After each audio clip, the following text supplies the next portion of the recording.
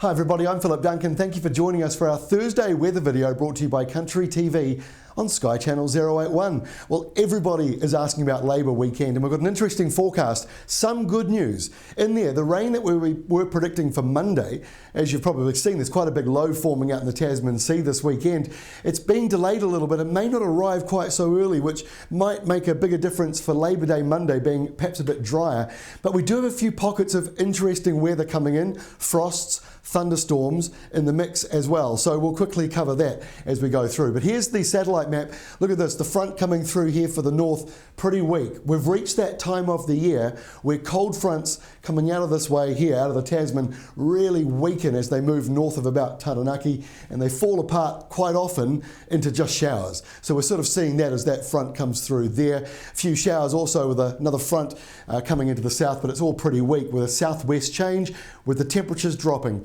So when we look at the animated wind maps, you can see that southwest change coming through here, sweeping around the South Island. Warmer still for the North Island, that is fading away. Friday looks much cooler around some of these eastern areas, which are sort of pushing in towards the mid to late 20s, as of some of the South Island areas. Now you're dropping in the South Island on Friday. Your highs are around 11 or 12 degrees for these eastern areas. That's well down on 26 and 27 from the other day. And a similar story around, parts of Hawke's Bay, highs around 26, 27, tumbling on Friday to around about 17 or 18. So here's how it looks for Friday. There's that southerly coming through. Some showers for Canterbury, that's the good news. We've got some of them coming overnight Thursday into Friday.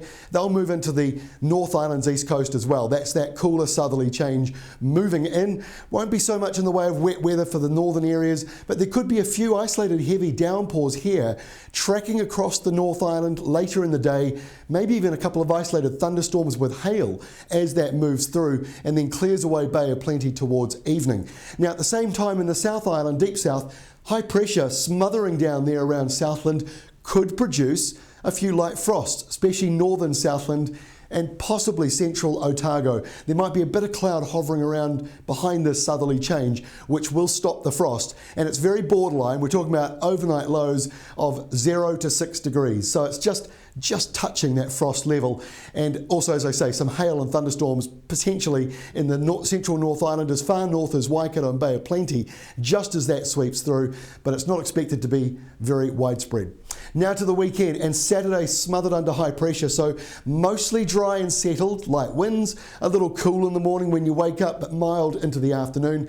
There could be some lingering showers around East Cape and Gisborne, maybe coming around into the Bay of Plenty region, probably more sort of out at sea, but just keep an eye on that on the rain radar, just hovering around there. But this is a big bulldozer, this high pressure, and it's slowly moving in and slowly pushing that away. But obviously this is also slowly moving in. So for Sunday, settled over the North Island.